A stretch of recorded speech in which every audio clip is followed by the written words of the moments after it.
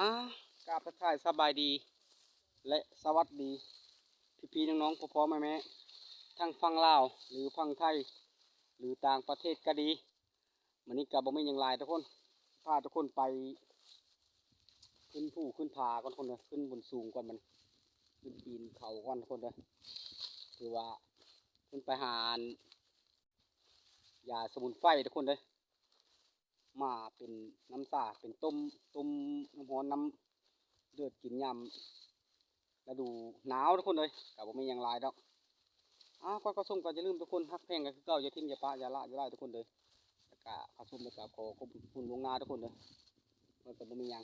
มีแต่คำขอบคุณนี่ละแล้วก็รับชมทุกคนถือว่าบ่ทุ่งบ่ท่านก็ขอโทษขออภัยทุกคนเลยแต่ว่าผิดพลาดประการใดก็ขอโทษขออภัยคือเก่าทุกคนเลยแต่ว่าวิดีโอบุสุภาพก็ขอโทษคือเก่าละการส่งนี่กับบรรยากาศกระล่มนิดนึงทุกคนเลยแดดถือว่าสะท้อนแสงบอกก็ยังมาทันหูทุกคนบรรยากาศแดดทุกคนเลยวิวก็สวยดีทุกคนเลยภูผาป่าดงประมาณนี้หัวไหลายอย่างทุกคนเลยเอายางไปทุกคนเลย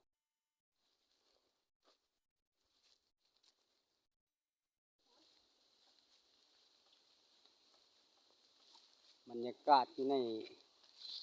หนึ่งก็มีลมทุกคนเลยนิดน้อยแต่ว่าร้อนทุกคนเลยลมร้อน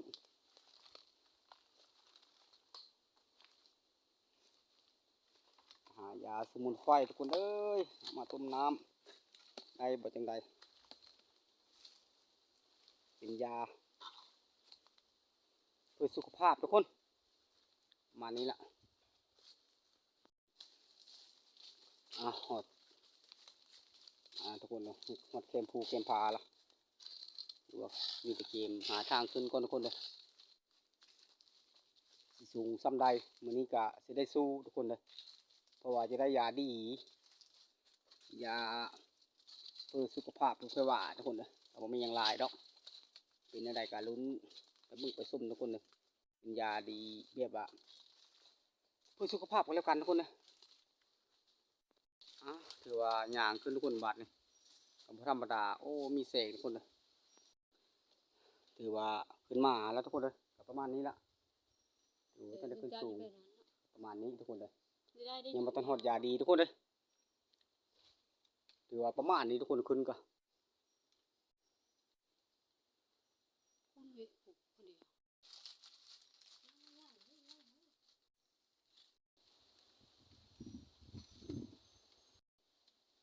ประมาณนี้ทุกคนเลยขึ้นก็ได้แต่ลำบากอันนึงทุกคนก็ขึ้นก้อนภรรยาขึ้นลำหลังทุกคนเลยมานี่แหละคือมหายาดีทุกคนเอ้ยขึ้นบุญสูงทุกคนจะได้จักแมทมานี่ถือว่าบรรยากาศอย่างเด็ดอันนึงทุกคนเลยอยากสะท้อนแสงทุกคนเลยเกมซีฮอดอันหางไม้หักยาแล้วทุกคนประมาณนี้ทุกคนเลย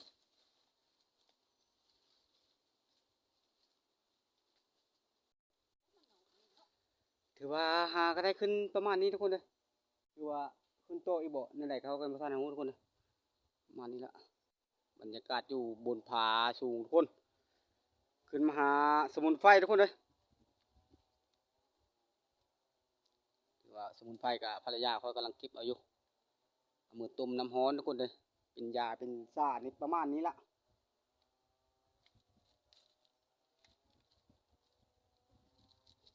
ประมาณนั้นทุกคนเลยภาพอาจจะโบเห็นบันไดทุกคนเลยเพราะว่าเสียงแดดเสียงสะท้อนบรรยากาศบนผาประมาณนี้ทุกคนเลยแต่บนขึ้นไปนี่ได้บ่จังไรอยู่เท่งคุณก็จะมีตามเมืองทุกคนเลยอะไรคุณบอกได้ว่า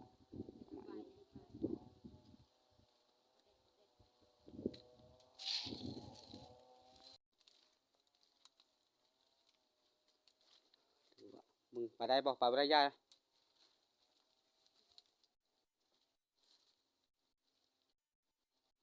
หรือว่าก็อยากลำบากนิดนึงทุกคนเลยคนจะได้ยาพื้นเมืองนี่ก็ได้ก็ประมาณนี้ทุกคนเลยยานี่ก็ได้ ก็ได้ค่อยข้านค่อยก้มไปทุกคนเลยประมาณนี้เลยทุกคนเลยยาดีทุกคนเลยยาสมุนไพรเป็นยาสมุนพื้นเมือง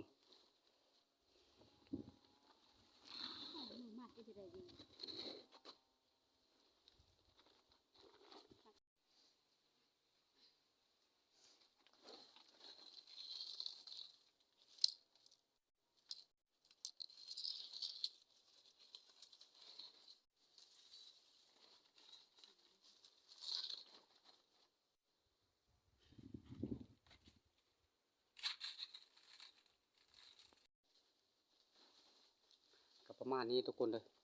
การคือผู้คุณพายางผู้ยางพาหายุงหายาทุกคนเจ้าก็ทิมเอาอันลงเอาสอบเป่านั่นก็ได้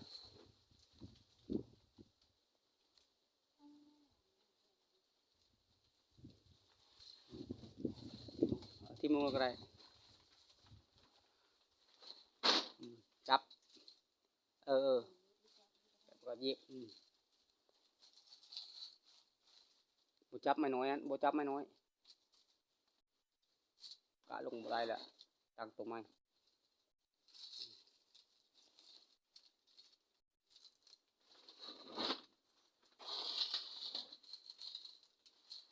ประมาณนี้ทุกคนเลย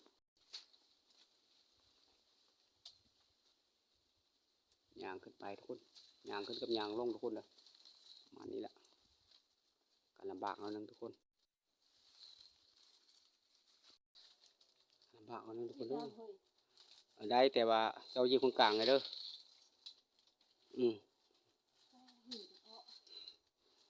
ธรรมดาทุกคนเด้อก่อนจะได้ขึ้นมาฮอดผานี่ก็ได้จะได้ซ้ำมื้อประมาณนี้แหละคือว่า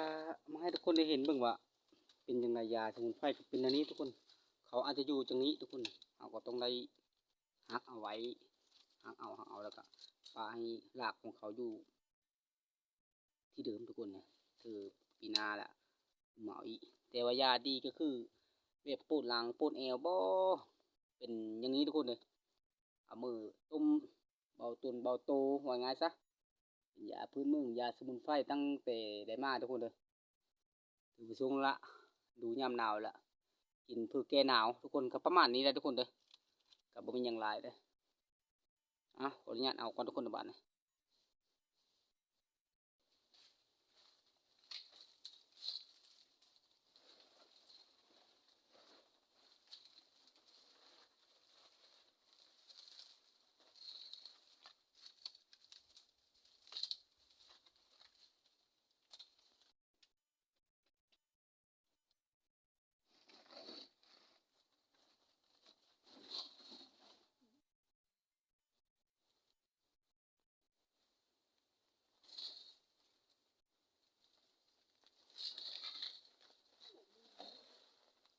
บ่มี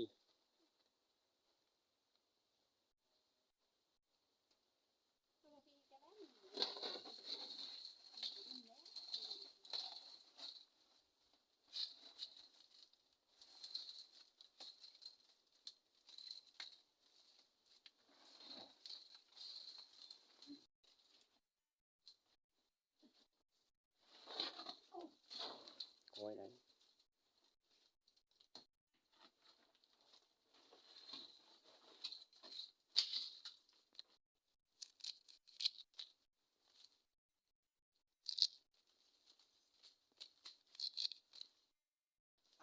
ถือว่าหลังจากออกมาจากผาแล้วก็มาปิดใบเขาออกทุกคนเลยใบเขาออกแล้วก็มัดทุกคนประมาณนี้ตรงนี้ทุกคนพูดเลยแล้วก็มัดม้วนขึ้นแล้วก็ย่างทุกคนเลยประมาณนี้ละย่างไว้ต้มน้ำร้อนน้ำเดือดทุกคนเอ้ยที่ทิ้งบนผากับข้อนกับบริไทยหลายทุกคนเลยเพราะว่ามันอาจจะยากนิดนึงทุกคนเลย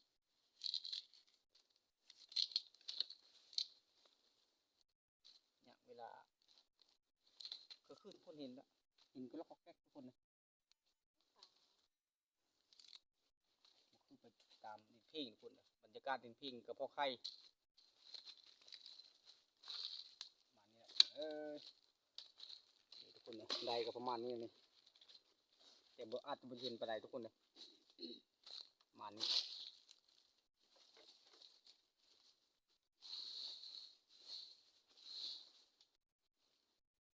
เมื่อยทุกคนเลย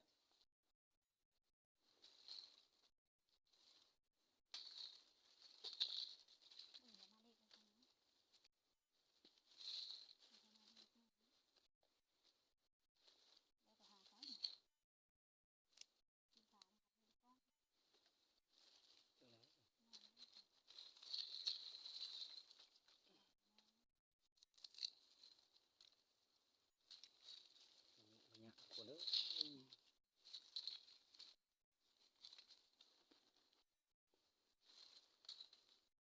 อ้าวหลังจากซ่อมแซมแล้วก็มัดเป็นอย่างนี้ทุกคนเลยแล้วก็อองมึงทุกคนเลยก็ประมาณนี้เลยโอ้ผ่านแล้วก็ทุกคนเลย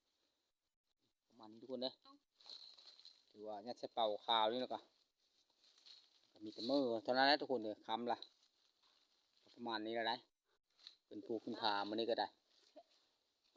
มือทุกคนในบ้านนี้คลิปนี้ก็ถือว่าคิดว่าอาจจะจบทุกคนเลยที่ได้เจอกันคลิปหน้าทุกคนเลยก็ขอขอบคุณคือเก่าแล้วทุกคนเลยไปทุกคนมือ